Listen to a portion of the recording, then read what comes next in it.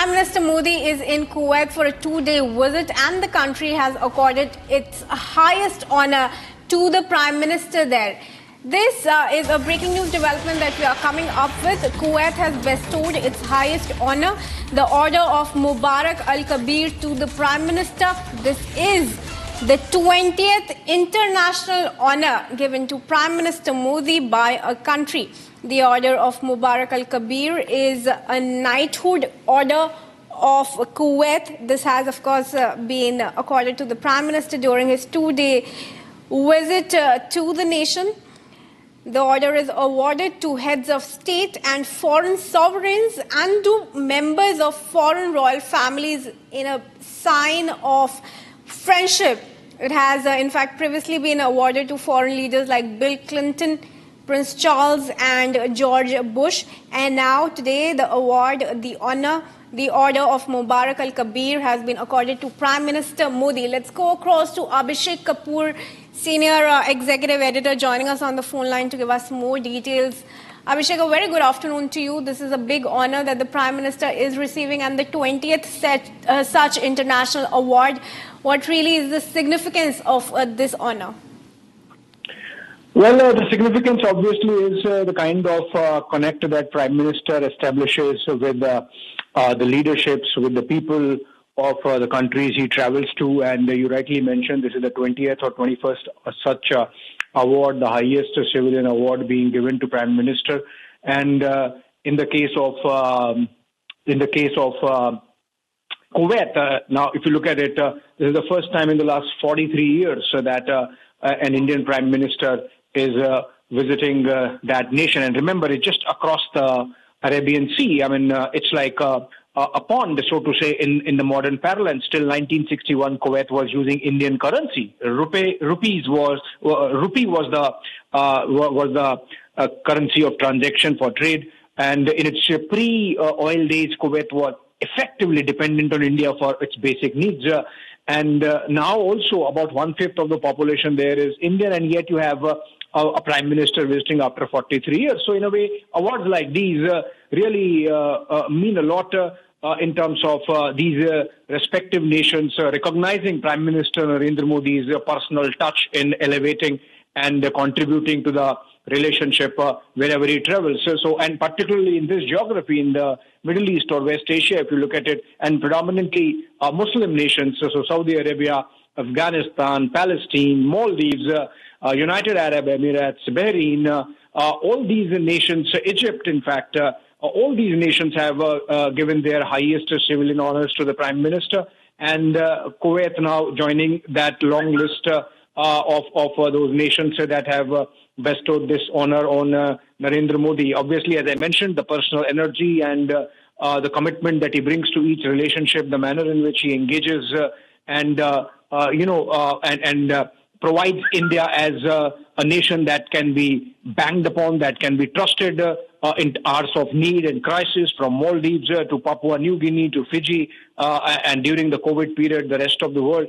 I think this is a recognition as much for the Prime Minister as for the country, the manner in which India has really upped its game and made itself relevant in the larger committee of nations, Kriti. Right, Abhishek, let's also talk about how trade plays a key role in the relations between the two nations. That's also what the Prime Minister said. Just want to understand from you, for our viewers, how is bilateral trade going to get a boost with this visit of Prime Minister? Well, so as I mentioned, Kriti, that this is the first time a Prime Minister is visiting after a gap of 43 years, and that really gives you an idea of the kind of the scale of neglect, effectively. So obviously, when that kind of top-level engagement happens, when the leaders at the top meet, whole delegation-level talks, and with the kind of chemistry that builds over these kind of engagements, meetings, and ceremonies like this one where Prime Minister is getting the award, obviously a lot of things get sorted. So, for example, in the case of Qatar, we saw that there were some former Indian Navy officers who were accused of a certain crime, and then they got released when Prime Minister engaged with the Emir of Qatar at the highest level. highest levels on the sidelines of the G7 summit, and then, of course, the Prime Minister visited them. Kuwait is the sixth largest supplier of India's energy needs with fuel, essentially oil and gas. And so obviously, when you look at this kind of engagement, if there are any issues, that those get sorted, and in a while we would know what all the MOUs get signed. $10 billion plus worth of annual two-way trade between the two nations, third largest trade partner insofar as the West Asia geography is concerned. So obviously, this award, this visit, and the personal touch and the chemistry that Prime Minister brings, the energy that he brings to the relationship, obviously gives the fillip to the overall partnership. Well, absolutely. Thank you, Abhishek, for joining us for now and sharing those details with us. Viewers, Arth is also joining us from the newsroom.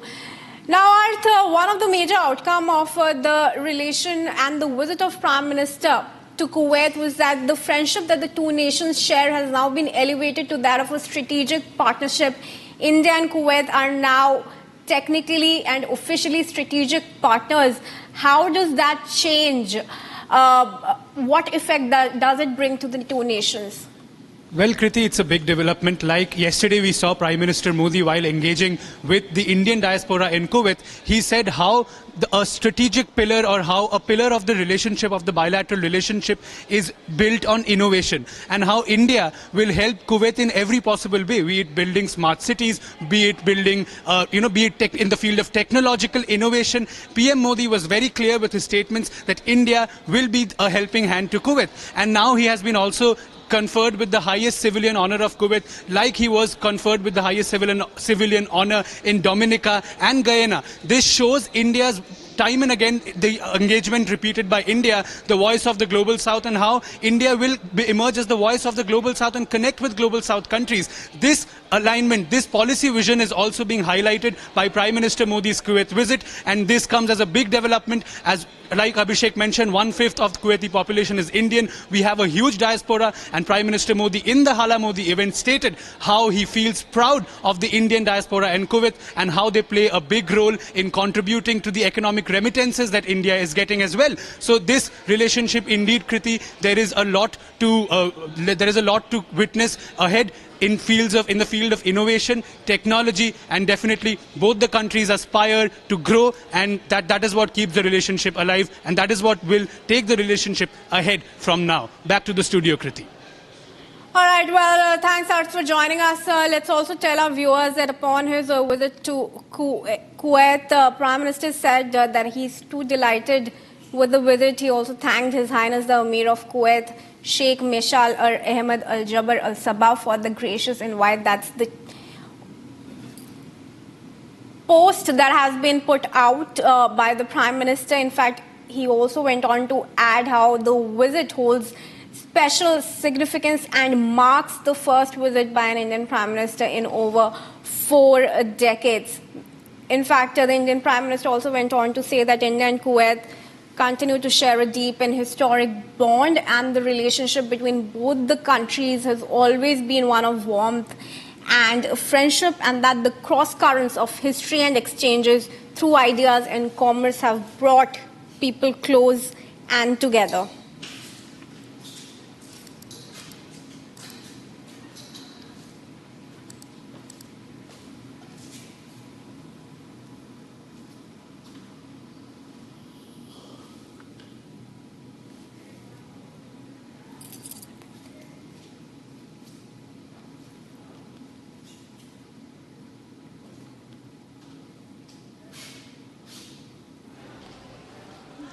Well, we can see, Kriti, India and Kuwait, India's Gulf engagement, particularly over the last few years, especially under the Prime Ministership of Narendra Modi, has realigned itself. Indian Gulf engagement, India's trade with Gulf are at, it's at one of the best levels that we have ever witnessed. And surely the Kuwait visit, like you said, Kriti, it's a visit after 43 long years, and the last visit was made by Indira Gandhi. And like Abhishek also said, Kuwait is not that far from India. India. But despite that, it took 43 years for a prime minister to visit Kuwait, despite the fact that 1/5 of Kuwaiti population is actually having Indian roots of Indian origin or connected to India in some way or the other. So Prime Minister's visit to Kuwait is indeed very significant, and in his meeting with the Crown Prince, we can expect the details of the MOUs to come anytime soon. But we are being told that they discussed, again, like Prime Minister Modi yesterday also, during his engagement with the diaspora, he stressed on the importance of innovation, and we also believe that in that particular meeting with the Crown Prince of Kuwait, Prime Minister Modi, flanked by Dr. S. Jaishankar, discussed the details of how both the countries can take innovation to a next level in the coming years, as both the nations aspire to be developed very, very soon. And this is in tandem with India's Viksit Bharat vision, as mentioned by Prime Minister Modi time and again during his visit, and especially yesterday during his Hala Modi event when he was engaging with the diaspora. We clearly can see the optics, we can clearly see how the India-Kuwait relationship is all set to witness, is all set to go into new levels